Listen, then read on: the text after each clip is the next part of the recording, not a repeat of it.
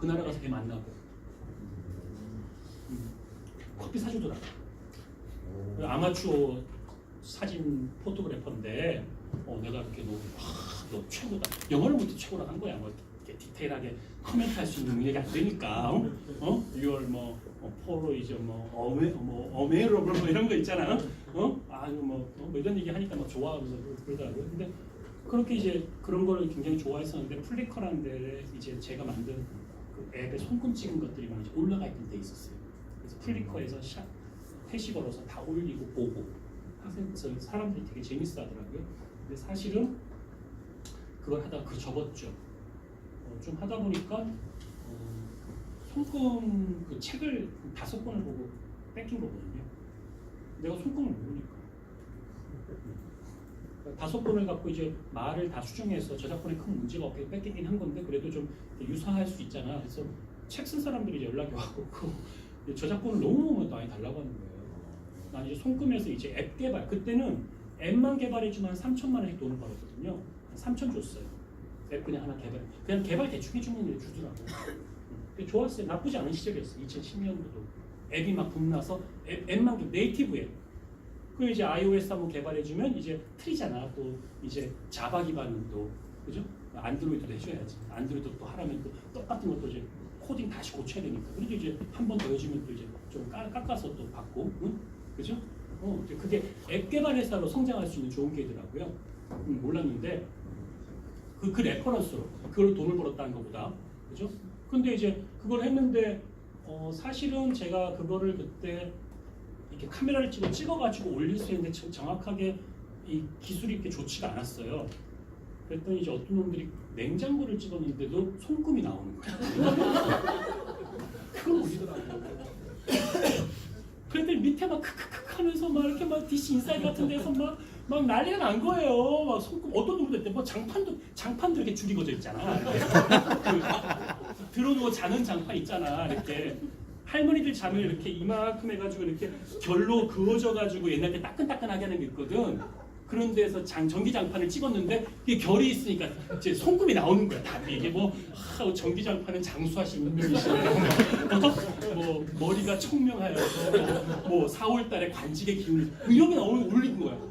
얼마나 내가 부끄러워요. 이렇게 러프하게 쓴 것도 있고 내가 사주팔자를 모르니까 막 빨리 한번 뜨고 싶어서 한 건데 누가 돈을 좀 주면 그제 DP 있게 제일 하고 싶어서 누가 몇 억이라도 주면 한번 개발하고 싶은 욕심이 있었지. 근데 뭐 그런 게 주어지나 우리나라에서, 그죠? 했는데 뭐 재밌네 이러고 해서 그리고 막 웃는 거야. 근데 그게 더 이 앱을 또 붐을 일으키더라고요. 그게 그렇게 나에게 나쁘지 않았어요. 되게 재밌었어요.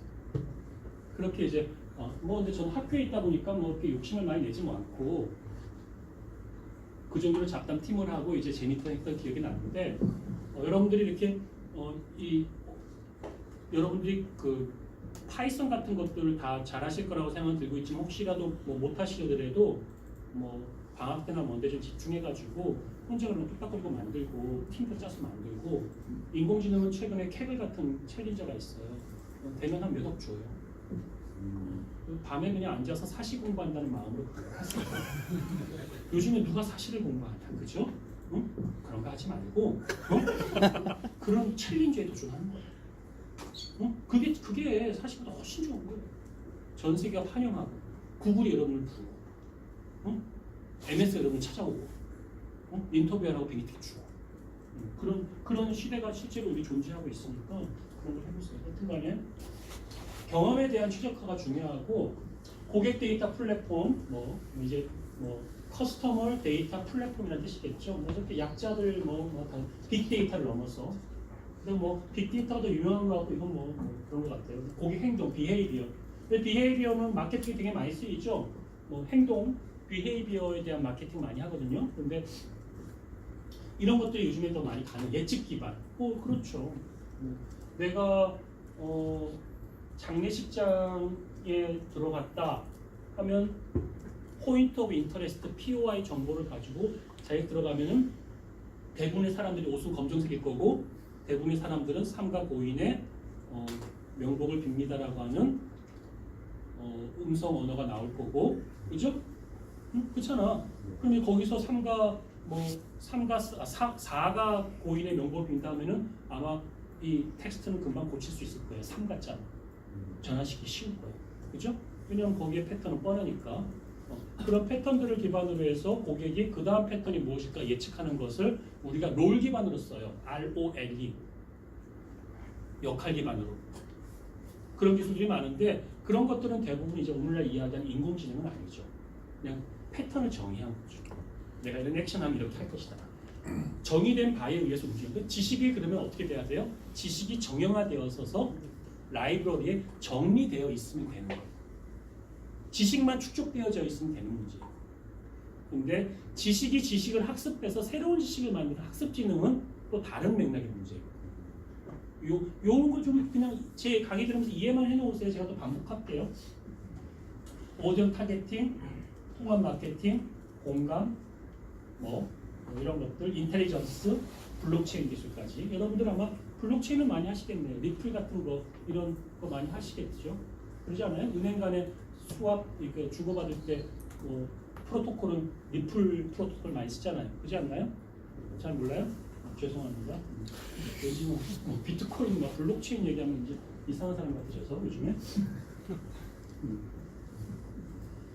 지난주에 거를 내용을 좀 확장시켜 볼게요. 지난주 내용을 확장시켜 보면 데이터 드리븐 마케팅이라고 이제 이야기하면 되겠죠. 요즘에 다 데이터 드리븐 소사이어티예요. 그러니까 하이퍼 초연결 시대.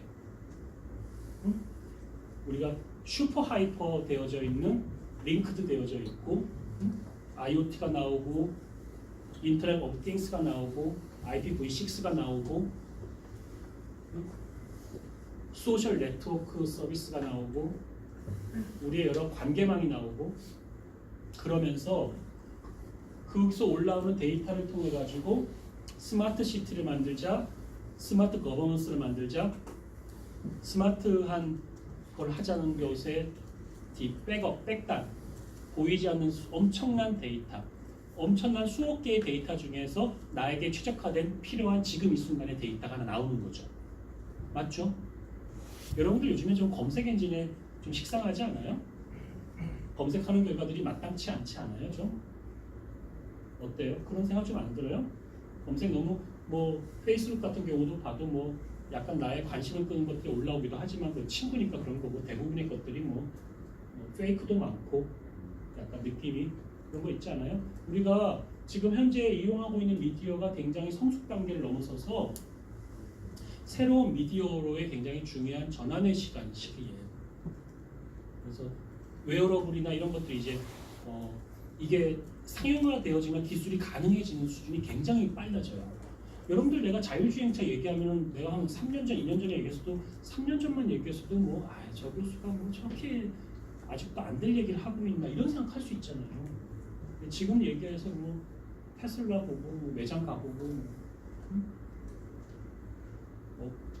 그러면 진짜 이제 이 얘기가 그렇지가 않거든요. 근데 이 속도가 어느 점에서부터는 쭉 올라가는데 그 터닝 타이밍 잘 잡으시고 관심 많이 가지면 좋을 것 같아요. 그래서 AI 아까 얘기했던 거 뭐 이런 것들이 다 들어가 있죠. 퍼포먼스 중심이죠. 퍼포먼스, 오디언스.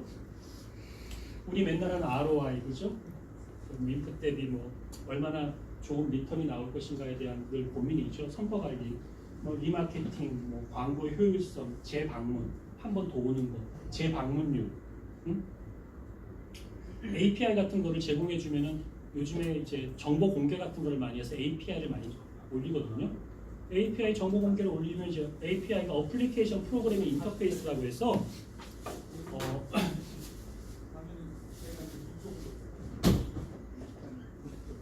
그 프로그래밍을 개발할 때 되게 손쉽게 수월하게 할 수 있는 것들이에요. 그런데 이 API를 주는 것을 이제 만들다 보니까 이제 공무원들이나 회사에서 야 API 몇 개 올렸어 이런 식으로 넣는다고 건수로. 그렇죠? 근데 이게 정확한 측정일 것 같아요.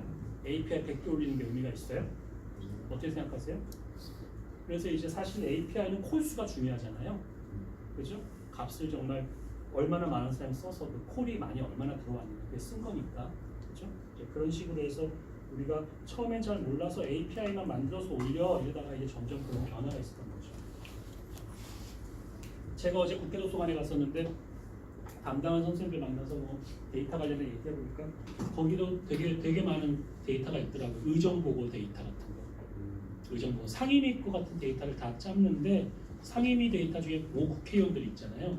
국회의원들이 한 말은 국회의원 이름까지 다 넣고 앞에다가 이제 국회의원 누구의 이름 이렇게 써서 이제 한대요. 서울시, 지방 이런 데도 같이 하고 싶다고 앞에 얘기하더라고요. 그거는 PDF 형태와 아래에 한글 형태로 제공되어지고 정보 개방으로 올라가 있어요. 그래서 내가 그 텍스트 분석해서 빈도 분석해서 감성 분석은 쉬우니까 아니면은 뭐 그거 불러다가 뭐 어느 의원이 좀 이렇게 정책적으로 좀 말 같지 않은 소리를 했나 이런 걸 해볼까? 뭐 이런 생각도 좀 해보고 그런 얘기를 좀 나누었었는데 이런 우리가 다룰 수 있는 데이터도 굉장히 많고 브랜드라든지 이런 걸로 확장되어집니다. 그래서 이제 역시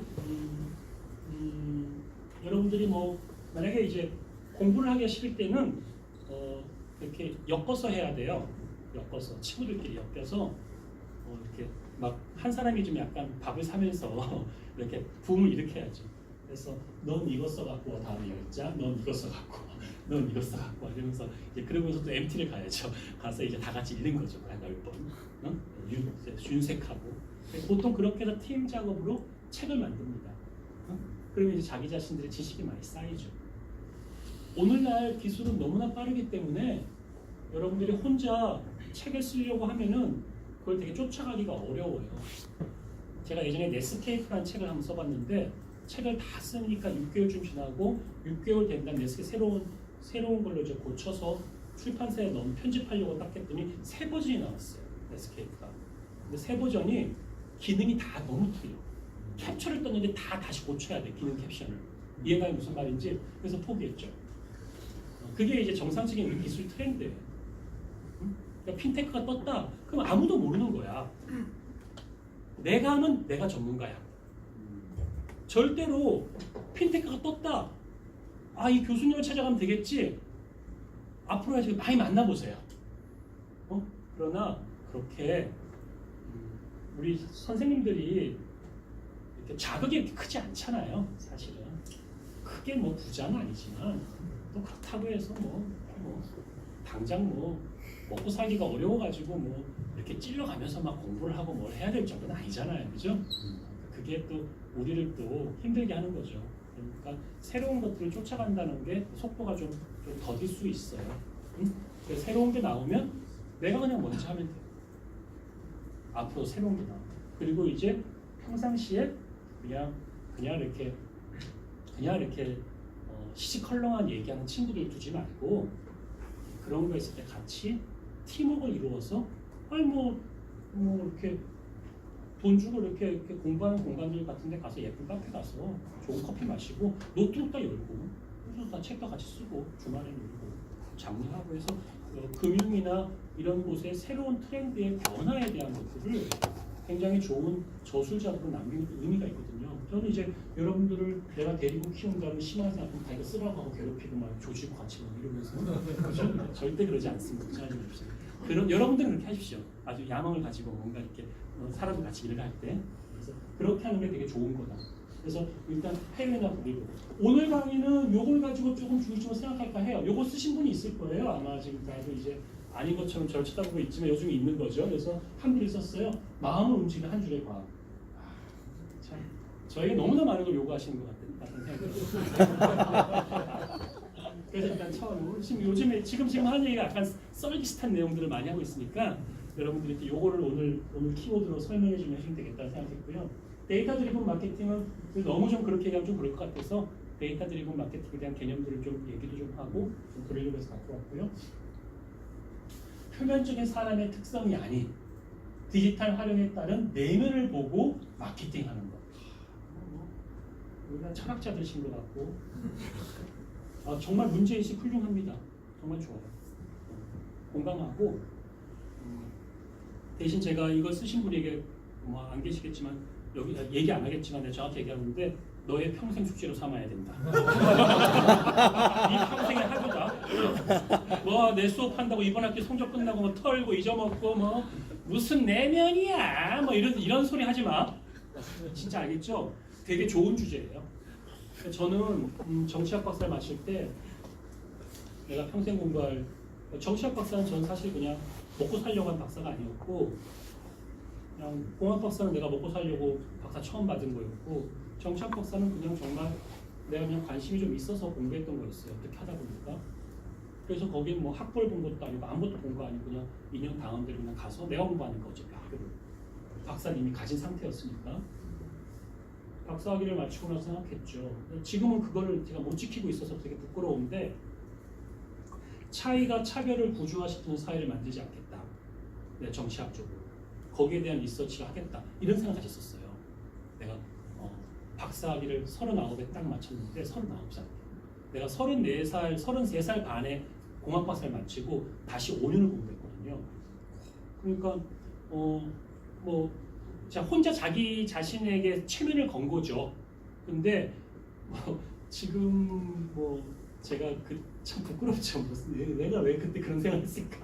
점점 그 정도로 부끄러운 사람은 인생을 살고 있는데 여튼 제가 박사를 했을 때는 그런 마음이 있었어요.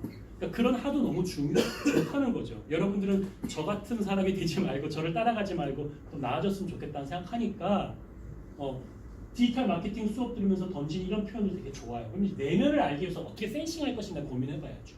아까 웨어러블 가지고 이제 했을 때 땀을 흘린다? 여기에 센싱가 있으면 심장이 두근두근 거리는데 내가 정말 마케팅을 한다면 남성과 여성이 앉아있다면 그죠? 사실 이때는 이제 내가 이 여성에게 심장이 두근거리는 거를 여성이 나한테 감정이 없으면 알려주면 좋지 않겠죠. 그죠? 근데 여성이 나에게 감정이 있는데 내성적이라서 내 감정을 몰라. 여성이 이제 다가오는 것 같잖아. 그럼 내가 이제 심장이 지금 막 200 이상을 뛰고 있다는 걸 빗두스를 알려줘야 되겠죠. 그러면서 통장 잔고와 함께. 죄송합니다. 이거 농담이에요. 근데 무슨 말인지 알겠죠? 그래서 우리가 인간의 내면을 너무 경박하지 않고 인간성을 상실하지 않는 수준에서 어떻게 하면 디깅할 것인가? 그게 가능한 기술로서 돈 들이지 않고. 그리고 이거를 전체의 이 범주화된 도메인에 서비스하기는 어려워요. 왜? 아직은 되게 이제 새로운 기술을 넣었을 때 사이드 이펙에 대한 어려움이 많거든. 우리가 평생 앞으로 새로운 디지털 혁명적인 서비스를 앞으로 100개, 200개 만들 건데 한 개 만들고 전사할 거야? 욕 다 먹고 잘리고 막 그럴 필요는 없잖아요. 좋으신 인재들이니까 리스크를 관리해야 되는데 특정한 공간에 특정한 데에서 딱 특별하게 사이드 이펙이 없으면서 고객의 경험과 체험을 아주 마케팅적인 센세이션한 이미 그런 것들을 할 수 있는 것들을 기획할 수는 있겠죠. 기술과 에딩에서 약간 그런 것들의 에딩은 팝 아트적인 요인도 많이 들어가는 것 같아요. 제가 봤을 때.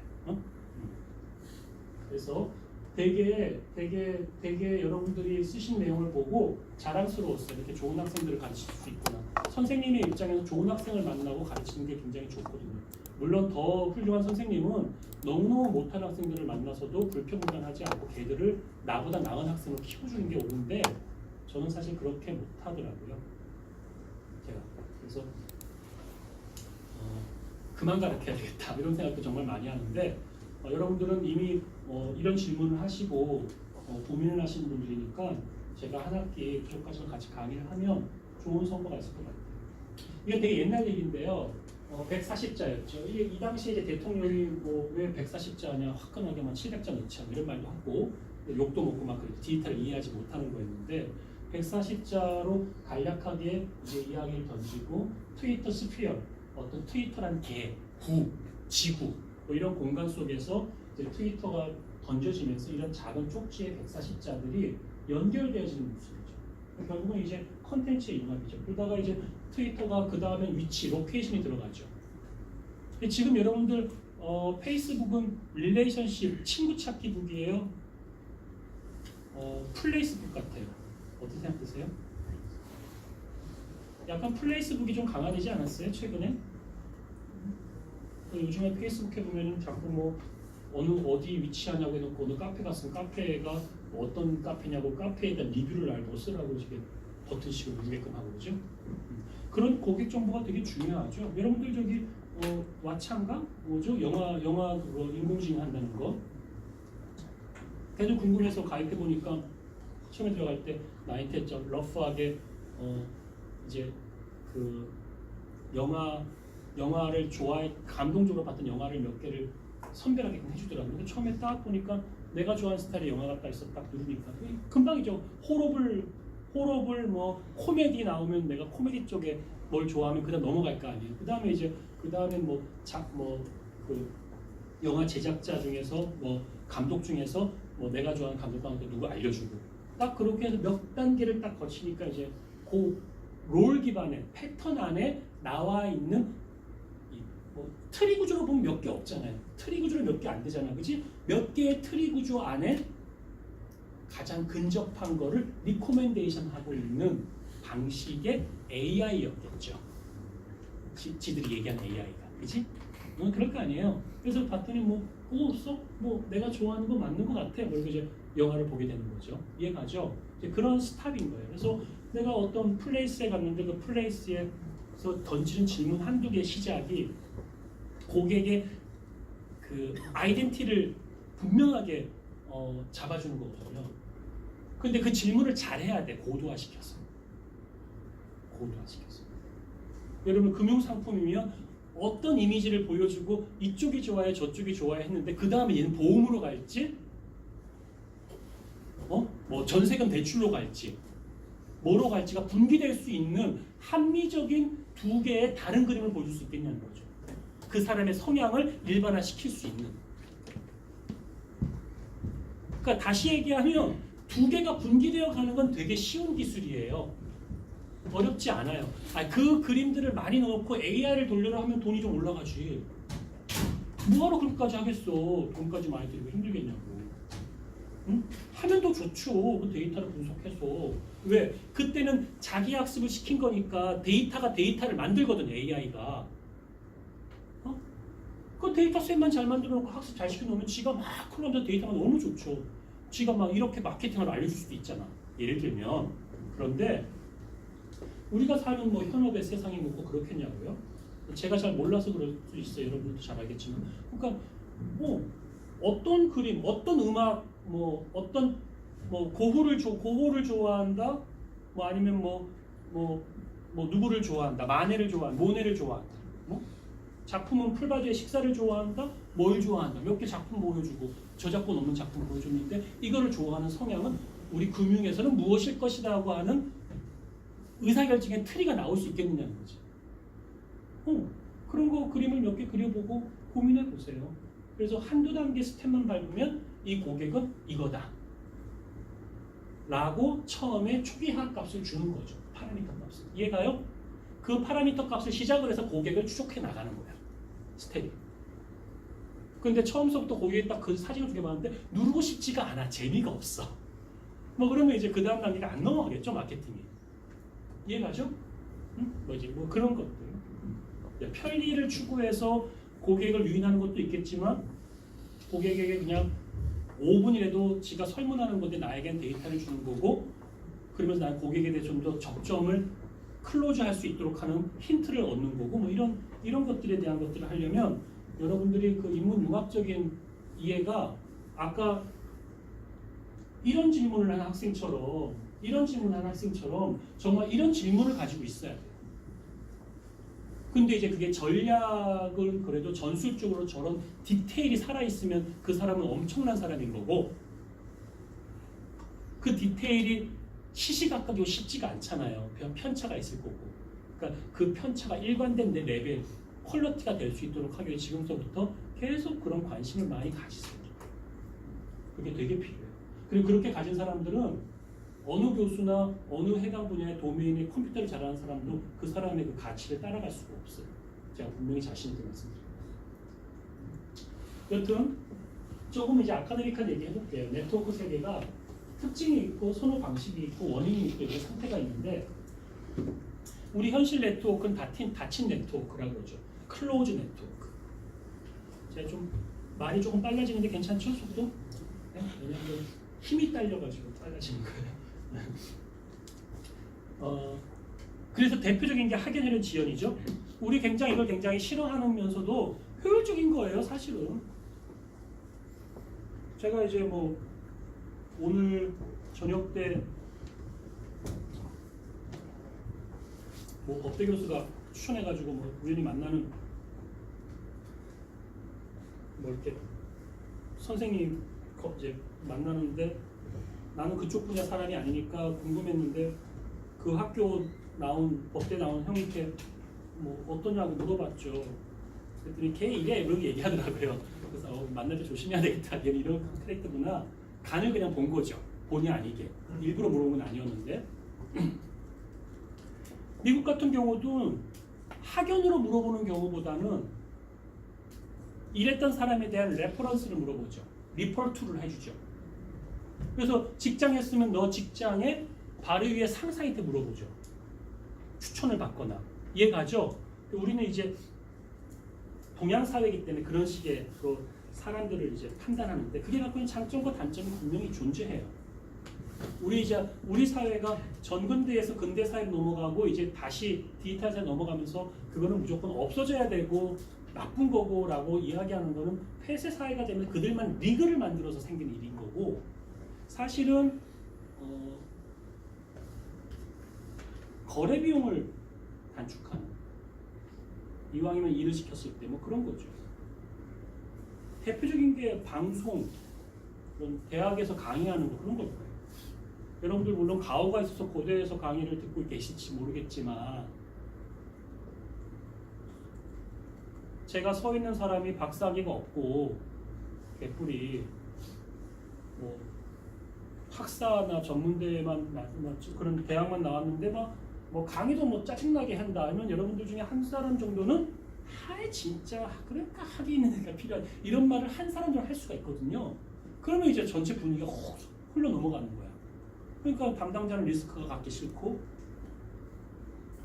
명문대학이나 뭐 이런 것들이 했을 때 리스크가 없다는 거죠. 또라이가 안 나타난다는 거지.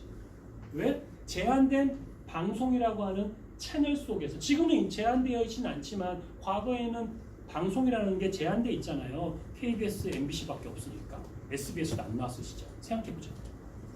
그 24시간에 국민들이 다 보는데 거기에 어느 또라이가 나타나 이상한 소리 어떡하냐고. 검증에 갈 수밖에 없겠죠. 그리고 이제 사람이라는 게 그렇잖아요.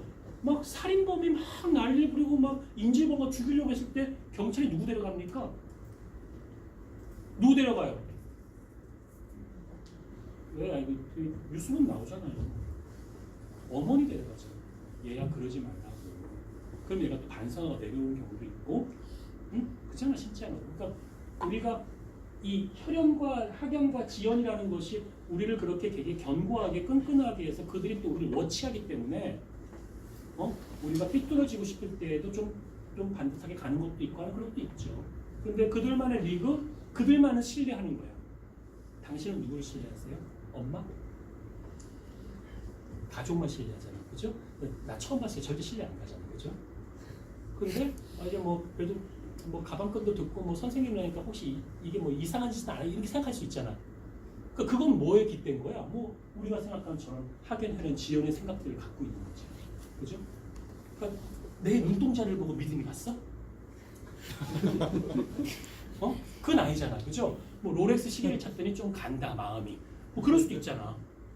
아니, 제가 이걸 폄하해서 나쁘게 보는 게 아니라 우리의 인지 구조가 컬처적으로 이런 게 있다는 거잖아.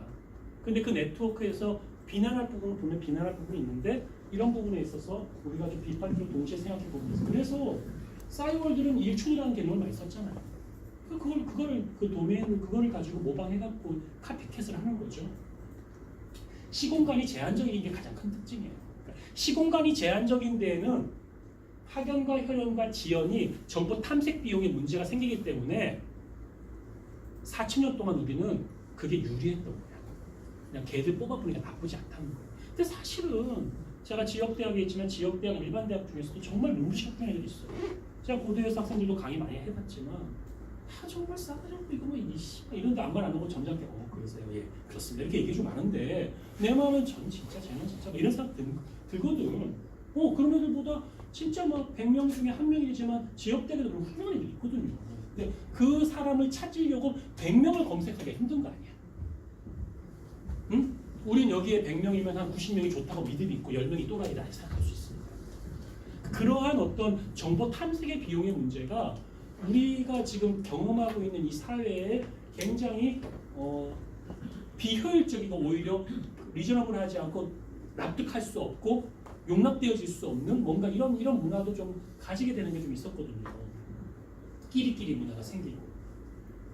그런데 이제 인터넷 공간이 정보의 비대칭성의 문제 때문에 생겼던 건데 인터넷 생기면서 폐쇄적인 공간이 소수의 ISP나 소셜 네트워크 열린 공간이 되어서 포털로 뭐 집중되거나 허브되거나 하는 게 나오는데 역시 인터넷 공간도 처음에는 야 인터넷은 그 아노미, 자유주의, 아나키스트, 무정부주의 너무 좋아해서 뭐 인터넷에 자유선언, 독립선언하고 막 신발이 났지만 사람들이 갖고 있는 창의력이라는 게 한계가 있잖아요.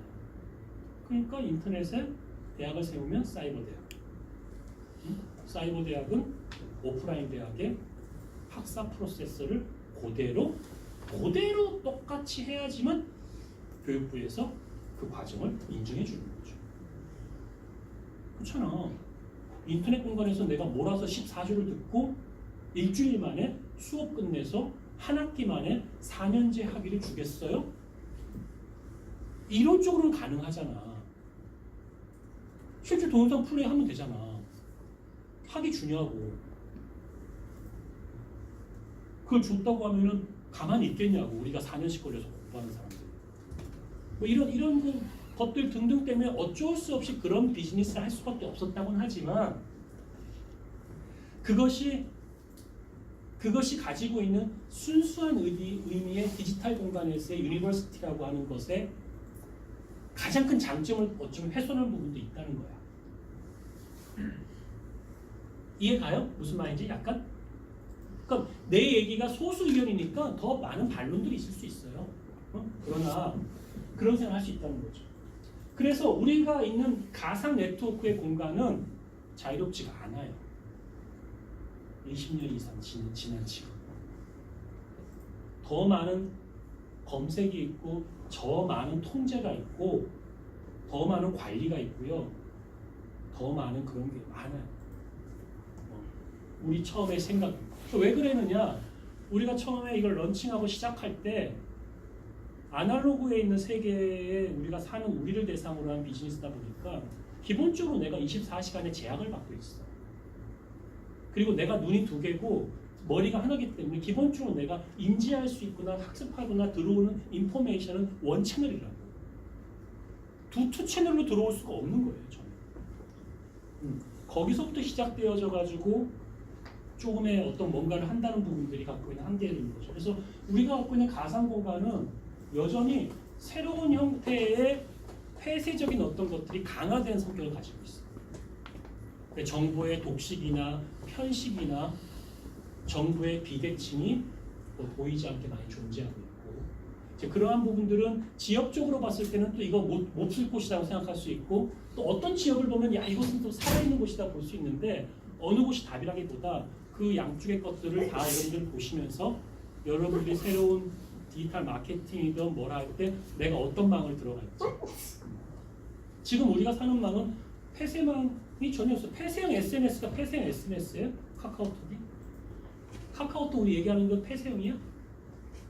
여러분 단톡방이 폐쇄형이야? 폐쇄형이지. 누가 해킹해서 들어가서 열었다고 하면 카카오톡이 가만히 안 두겠죠. 우리 보안 뭐 SSL을 뭘 깔고 뭐 보안된 거 뭘 깔고 암호화 해시를 뭘 이런 얘기 무지하게 할 거야. 그러나 그거는 우리가 다 알죠. 그죠? 캡처 떠는 순간, 그죠? 녹음하는 순간, 그죠?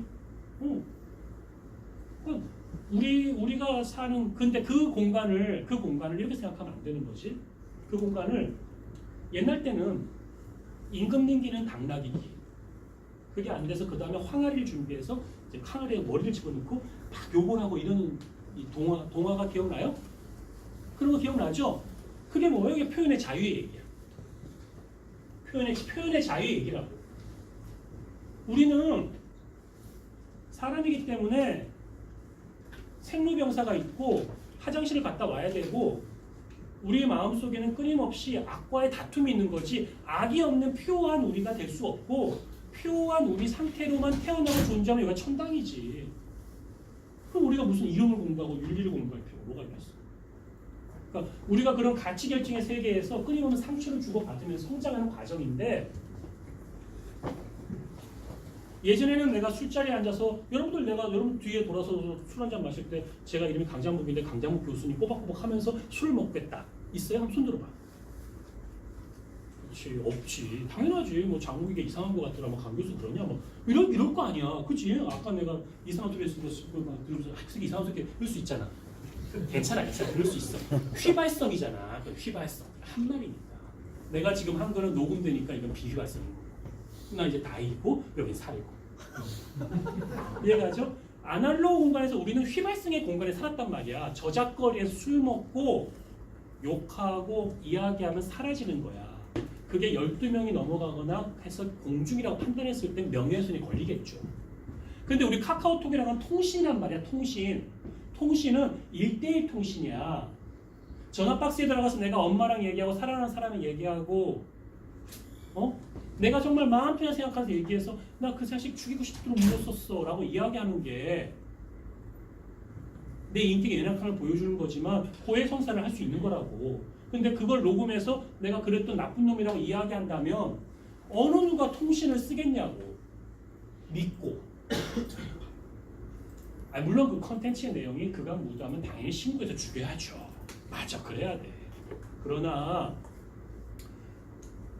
기본적으로 폐쇄형망이라고 하는 SNS는 기본적으로 통신의 개념이 좀 더 가까운데, 오늘날 현상적으로는 이건 통신이 아니라 새로운 고발의 공간이 되어 있고, 우리는 그 안에서 둘이 편하니까 친하게 키득키득 그리고 얘기하고 있다가 자칫 저작거리에서 아날로그로 휘발성으로 던지고 사라지는 이야기라 생각하고 이야기를 할 때가 있다고. 그러니까 아차하는 거야.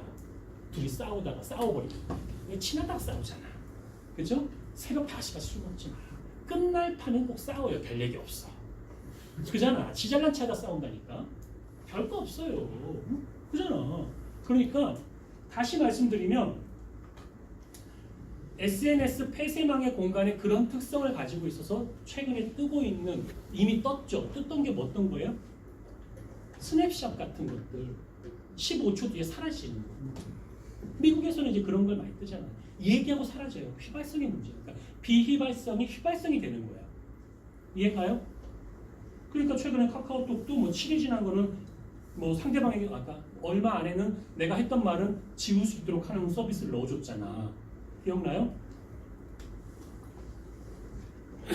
국민들이나 사람들의 마음속에 SNS가 가지고 있는 커뮤니케이션에 있어서의 표현의 자유에 내가 언젠가 녹음되어 도청될 수 있다는 불안함이 다 존재한다는 거예요.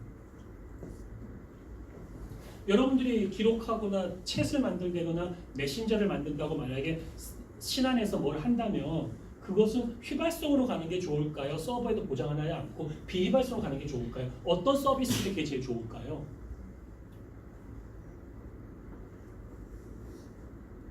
단톡방을 만든다면 그 단톡방은 몇 분 뒤에 폭발하는 게 좋을까요? 이런 문제들에 대해서 여러분들이 이 네트워크에 대한 이야기를 제가 드리면서 생각해 보라고 말씀드리는 거고요. 네트워크는 이런 쪽에 나눠질 수 있지만 우리가 쓰다 보니까 이 네트워크도 결국은 또 다른 아날로그, 또 다른 세력의 등장, 또 다른 부패 세력의 등장, 뭐 이런 느낌 정도밖에 안 준다는 거예요. 그래서 그런 게 우리가 늘 계속 고민하고 있는 부분이죠. 파워 시프트가 된 건 오케이인데 파워 시프트가 됐는데 달라진 건 없어. 그냥 파워만 다른 사람이 가진 거야. 예에서 예로, 이대학에서 이대학으로. 그럼 뭐 살아가는 사람에게 무슨 의미가 있어? 그런 생각 들지 않아요? 아날로그 공간과 전혀 다른 거 없고 아날로그 공간의 한계와 비민주성과 비정보 대칭적인 것과 형평성이 없는 것들이 짜증이 나서 디지털을 만들었는데 똑같아. 아날로그랑 다시 아날로그 수렴해. 아날로그 사는 사람이 그런 거야. 뭐 그런 식으로 얘기하고 그냥 그래. 노력도 없어. 다 그래. 그럼 뭐하러 만드냐? 피곤하게. 얼마나 피곤해요. 디지털로 올리고 뭐하고. 요즘에 저희 학교 시스템이 안 좋아서 흉보면 안 되는데 디지털로 올린 다음에 프린트해서 들고 와서 갖다 줘야 돼.